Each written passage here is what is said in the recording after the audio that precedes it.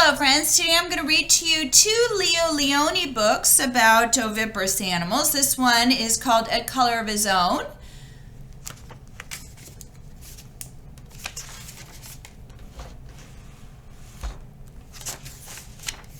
Here's our title page, A Color of His Own by Leo Leone.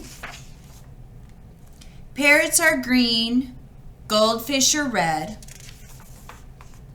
Elephants are gray, pigs are pink. All animals have a color of their own, except for chameleons. They change color wherever they go. On lemons they are yellow, in heather they are purple,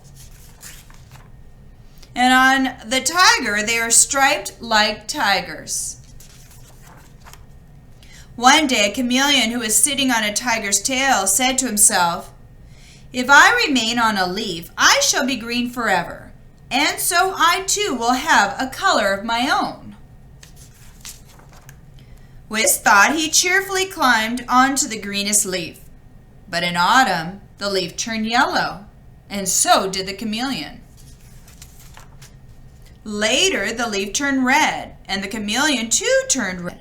And then the winter winds blew the leaf from the branch, and with it the chameleon.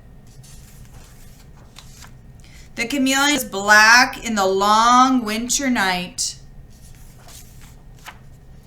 But when spring came, he walked out into the green grass, and there he met another chameleon. He told his sad story. "Won't we ever have a color of our own?" he asked.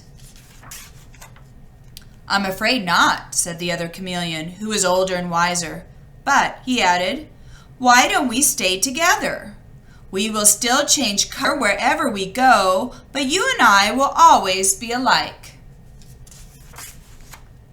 And so they remained side by side. They were green together, and purple, and yellow,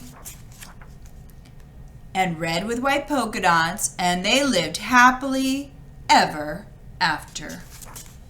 The end. Oh, wasn't a nice story? What a good friend. All right, the next one we're going to do is Fish is Fish by Leo Leone. It's our title page, Fish is Fish by Leo Leone. At the edge of the woods there was a pond, and there a minnow and a tadpole swam among the weeds. They were inseparable friends.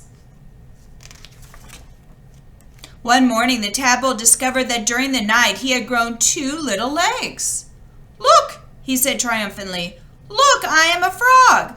"Nonsense," said the minnow. "How could you be a frog if only last night you were a little fish just like me?"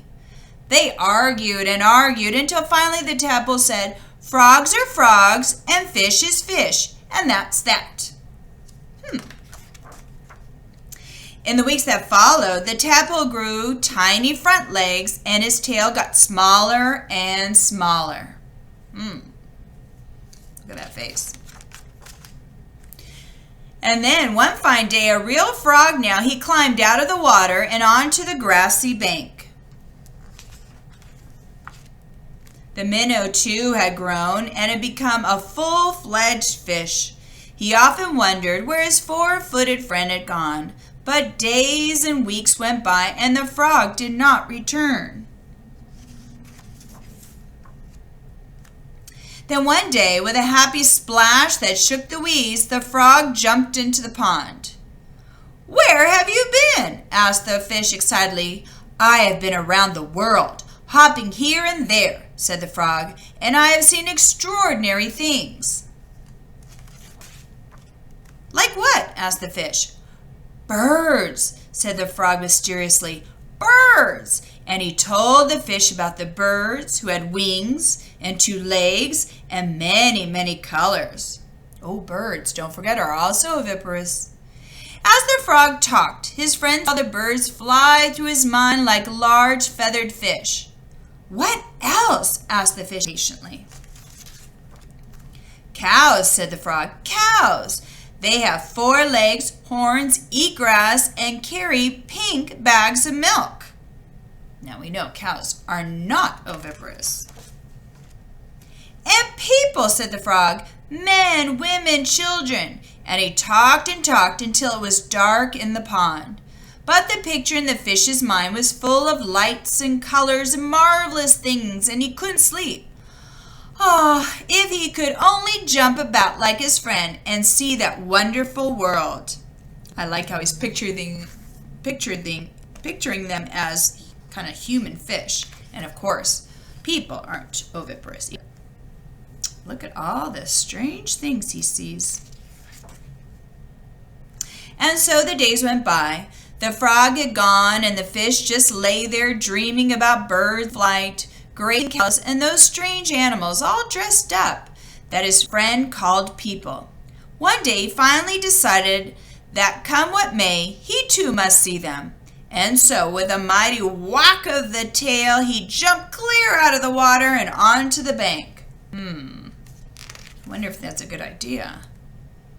He landed in the dry, warm grass, and there he lay gasping for air, unable to breathe or move. Help! He groaned feebly. Oh dear. Luckily, the frog, who had been hunting butterflies nearby, saw him and with all his strength pushed him back into the pond. And as you know, bugs are all oviparous, especially butterflies, they lay eggs. Still stunned, the fish floated about for an instant. Then he breathed deeply, letting the clean, cool water run through his gills. See, his gills are over here. Now he felt weightless again, and with an ever so slight motion of the tail, he could move to and fro, up and down as before. The sun rays reached down within the weeds and gently shifted patches of luminous color. This world was surely the most beautiful of all worlds. He smiled at his friend, the frog, who sat watching him from a lily leaf. You were right, he said. Fish is fish. And that's the end. All right, thank you for reading with me 2 more books about oviparous animals. And maybe when you're looking for something else to read, look to see if you can find books and you can decide if there's an animal in the book. Is it oviparous or is it not oviparous? Maybe it might be mammal. All right, thank you.